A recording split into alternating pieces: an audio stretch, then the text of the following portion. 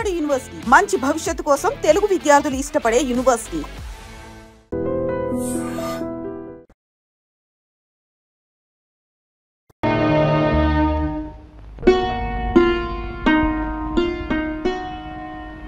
పాపకు పాలు పట్టాను, నువ్వు అన్నం తిన్నావా బావా? అయితేరా తిందువు గాని. జ్యోతి, ఏం బావా? నీకు విషయం చెప్పాలి. ఏమిటది? రేపటి నుంచి నువ్వు ఇంటికి రావద్దు. బావా? అవును జ్యోతి, నువ్వు రోజు ఇంటికి వస్తున్నావు. నా బిడ్డకు తల్లి లేని లోటు. నిజానికి నీకు నేను ఎంతో రుణపడి ఉన్నాను.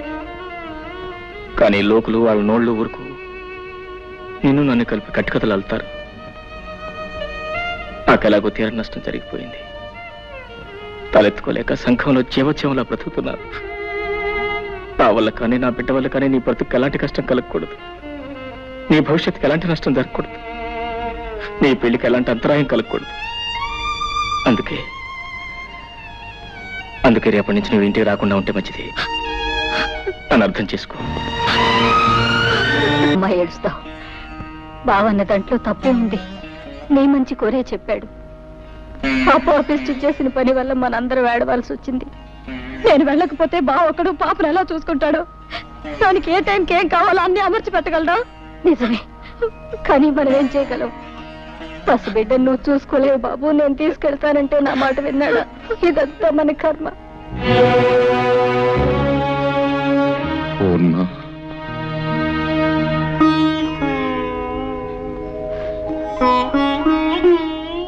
ఈ విషయంలో మనం చేసేది లేదంటావా? ఏముంది, అది చేసిన పనికి జీవితం అంతా ఏడవడం, మనవరాళ్ళు కూడా ముద్దాడుకోలేని దౌర్భాగ్యానికి కుమిలిపోవడం. ఈ జరిగిన పొరపాటులు కొంత బాధ్యత నాది ఉంది పూర్ణ. మీ బాధ్యత? అవును. అతనికి మన అమ్మాయి తగింది ఎంత మాత్రం కాదు అని నువ్వెన్నిసార్లు చెప్పినానే వినిపించుకోలేదు. పెళ్ళయ్యాక దాని గుణం మార్చుకుంటుంది అని ఆశపడ్డానే కానీ ఇలా మనకందరి గుండెల్లో చిచ్చురగులుస్తుంది అనుకోలేదు. జరిగిన పొరపాటును దిద్దుకోవాలి. మన అల్లుడికి న్యాయం జరిగిపోయింది. అతనికి న్యాయం చెయ్యాలి. ఎలా? ఏం చేస్తారండి?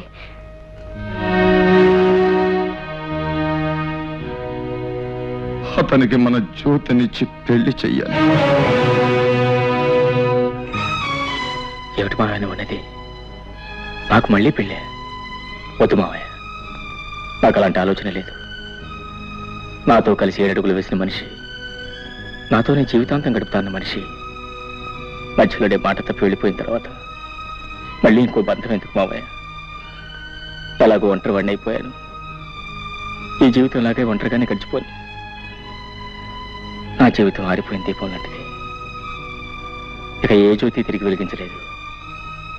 లేదు బాబు, మా జ్యోతి తప్పకుండా నీ జీవితానికి వెలుగునిస్తుంది. వద్దు మావయ్య, జ్యోతికి వేరే ఏదైనా మంచి సంబంధం చూసి పెళ్లి చేయండి. నా మాట వినండి. మా మాట కూడా కాస్త విను పాపు. కన్న పాపానికి మేము, కట్టుకున్న నేరానికి నువ్వు, తోడపుట్టిన దురదృష్టానికి దాని చెల్లెలు అందరం బాధపడుతున్నాం. అది గడప దాటిన క్షణం నుంచి నీ మావయ్య కానీ నేను కానీ కంటి నిండా నిద్రపోయావా, కడుపు నిండా తిండి తిన్నావా? ఒక్కళ్ళ మొహాల్లోనైనా కనీసం చిరునవ్వు కనిపించిందా? ఎవరికీ మనశ్శాంతి లేకుండా ఎంతకాలం ఇలా? అది పెట్టిన చిచ్చు కన్నీళ్లతో ఆరిపోయేది కాదు బాబు. నా మాట విను. నువ్వు మా జ్యోతిని పెళ్లి చేసుకుంటే దీనికో తల్లి దొరుకుతుంది, నాకు మనశ్శాంతి దక్కుతుంది. నువ్వెవరివో ఎక్కడ వాడివో అయితే ఇలా అడగడానికి నాకు నోరు వచ్చేదే కాదు. కానీ మేనల్లుడుగా రక్త సంబంధం ఉన్న మనిషిగా అడుగుతున్నాను. కాదను. మావయ్య, నువ్వు చిన్నవాడివి, ప్రార్థించకూడదు. నేను పెద్దవాడిని, ప్రాధేయపడకూడదు. కానీ ఇప్పుడు ఆ రెండు చేస్తున్నాను. ఇవి చేతులు కావలుడు.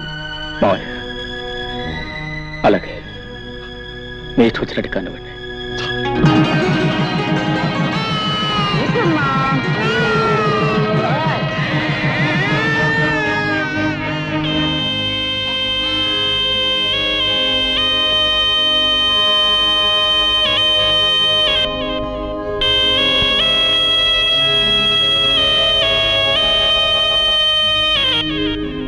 అమ్మా జానకి,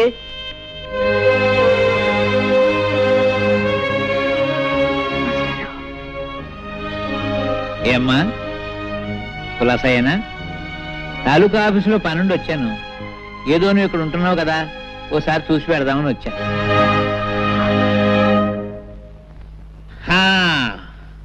అబ్బో, ఇల్లు చాలా బాగుందమ్మా, చాలా పెద్ద ఇల్లు. ఈ సోఫాలు, కుర్చీలు, టేబుల్స్, లైట్స్ చాలా ఖరీదుంటాయనుకుంటాను. చాలా సంతోషం తల్లి. మీ నాన్న ఏడుస్తూ అన్నాడు, ఒరే పంతులు, పెద్దది ఎలా చేసింది ఏంట్రా అన్నాడు. నేనన్నాను, ఊరుకోరా పిచ్చోడా, అదేం తెలివి తక్కువది కాదు, ఏదో గొప్పతనం లేదే ఇంత పని చేస్తుందా అని నేనన్నాను. నేనన్నది కరెక్టేనమ్మో, లేకపోతే ఆ పేదరాంబాబు నీకు ఇవన్నీ ఎక్కడ తెచ్చిపెట్టగలడు? అమ్మా అతను అదే ఇంతకీ అతను ఏమన్నాడు జానకమ్మ తల్లి? భర్త అనడానికి కుదరదు, ఎందుకంటే అతను నీ మెడలో తాడి కట్టలేదు కనుక. పోనీ నేను అతని భార్య అందామా, అది కుదరదు.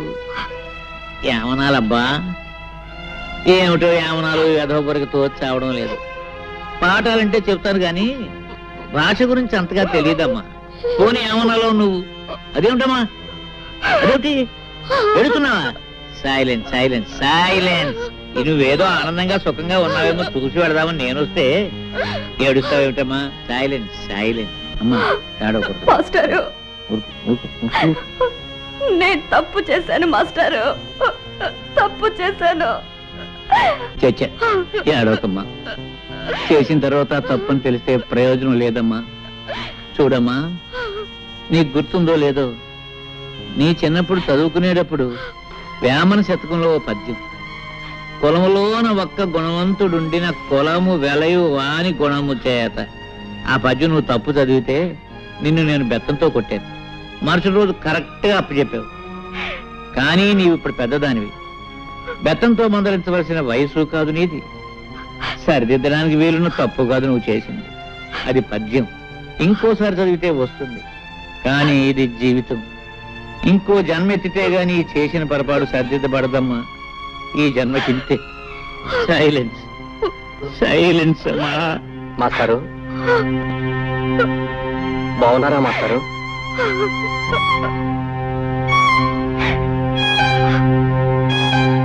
ఎవరు? మురళీ బాబా? చాలా కాలం అయిందా నిన్ను చూసి. చాలా సంతోషం బాబు. నీలో బాగా మార్పు వచ్చేసిందే. నీకు గుర్తుందా, చిన్నప్పుడు నువ్వు చదువుకునేటప్పుడు నేను ఇచ్చిన పాఠాలు నువ్వు గడగడ అప్పచెప్పేస్తుంటే మా మురళీబాబు చాలా తెలివిగలవాడు, బాగా చదివేసి పెద్ద పెద్ద ఉద్యోగాలు సంపాదించేసి కలెక్టర్ ఉద్యోగాలు అవి చేసేసి మా ఊరికి పెద్ద పేరు తీసుకొస్తాడని నేను అందరికీ చెప్తుండేవాడిని. కానీ బాబు, మన ఊరి పేరు, పరువు, ప్రతిష్ట ఇలా బజారు పాలు చేస్తావని అనుకోలేదయ్యా. మాస్టారు, అర్థమైంది మాస్టారు, మీరేమంటున్నారో అర్థమైంది. చూడండి, మేమేదో కాని పని చేశామనో చేయకూడని పని చేశామనో మీరందరూ అనుకోవటంలో తప్పు లేదు. కానీ ఒక్క విషయం ఆలోచించండి, ఆమెకు తన భర్తతో సుఖం లేదు. ఆమె లేకుండా నేను బ్రతకలేను.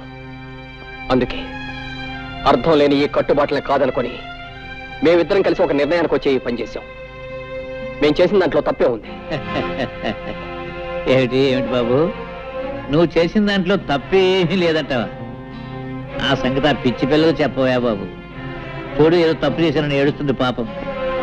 చూడు నాయనా, ఒక ఆడ మగ కలిసి కాపురం చేయడానికి రూపం, డబ్బు ముఖ్యం కాదయ్యా. అవే ముఖ్యం అయితే ఈ పవిత్ర భారతదేశంలో ఇన్ని సంసారాలు చల్లగా ఉండవు, ఉండబోవు. భర్తలో ఏదో లోపం చూశానని భార్య భర్తను వదిలేసి, భార్యలో ఏదో లోపం చూశానని భర్త భార్యను వదిలేస్తే మన సాంప్రదాయాలకి ఆచారాలకి అర్థం లేదు, మనకు బ్రతుకు లేదు నాయన. బాబు, అన్నేళ్లు లంకలో ఉండి నా భర్త వస్తాడు నన్ను రక్షిస్తాడని ఆశగా ఎదురు చూస్తూ జీవించింది కాబట్టే ఇన్ని వేల సంవత్సరాలైనా సీతాదేవిని ఇంకా దేవతగానే కొలుస్తున్నాం. భర్త కుష్ఠరోగైన నెత్తి మీద పెట్టుకుని అష్టకష్టాలు పడింది కాబట్టి సుమతిని మహాపతివ్రత అన్నాం. బహుశా వాళ్ళు నీ అంత తెలివిగలవాళ్ళు కాకపోవచ్చు. చివరికి ఖచ్చితంగా నేను చెప్పేది ఏమిటంటే, ముమ్మాటికి నువ్వు చేసింది తప్పు తప్పు తప్పు. మాస్టారు, ముసలివాడిని నేను ఏదైనా పొరపాటు మాట్లాడుంటే మన్నించు.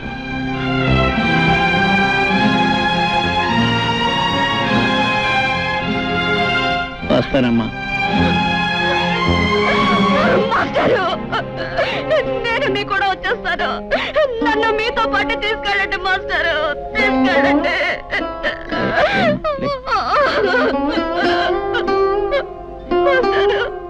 ఏమిటమ్మా, ఏమిటి పిచ్చి తల్లి? వస్తావా? ఎక్కడికి వస్తావు? ఎవరి దగ్గరికి వస్తావమ్మా? నా కూతురు చచ్చిపోయిందని తర్పణం వదిలేసిన మీ నాన్న ఇంటికి వస్తావా? తప్పు చేసిన నిన్ను మళ్ళీ ఎప్పుడూ ఆ ఊళ్ళో అడుగు పెట్టకూడదని వెలేసిన ఆ ఊరికి వస్తావా? పోనీ రాంబాబు ఇంటికి తీసుకెళ్దామంటే నిన్న రాత్రి నీ చెల్లెలతో అతనికి పెళ్లి జరిగిపోయింది. అంతేనమ్మా, అంతే. ఒకసారి గడప దాటిన ఏ ఆడదాని బ్రతుకైనా జీవితాంతో సైలెన్సేనమ్మా, సైలెన్సే, సైలెన్సే.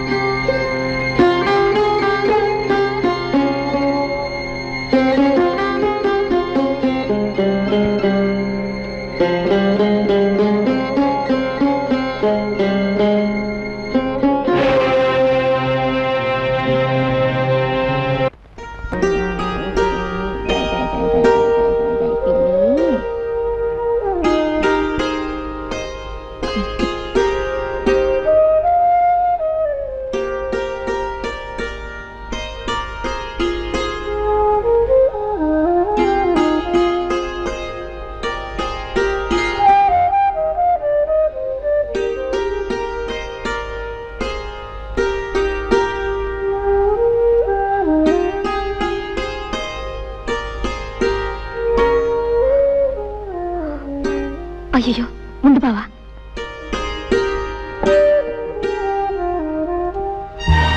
ఈ గదిలో ఒక్కగానే ఉంది, ఒక ఫ్యాన్ కొనుక్కోవచ్చుగా.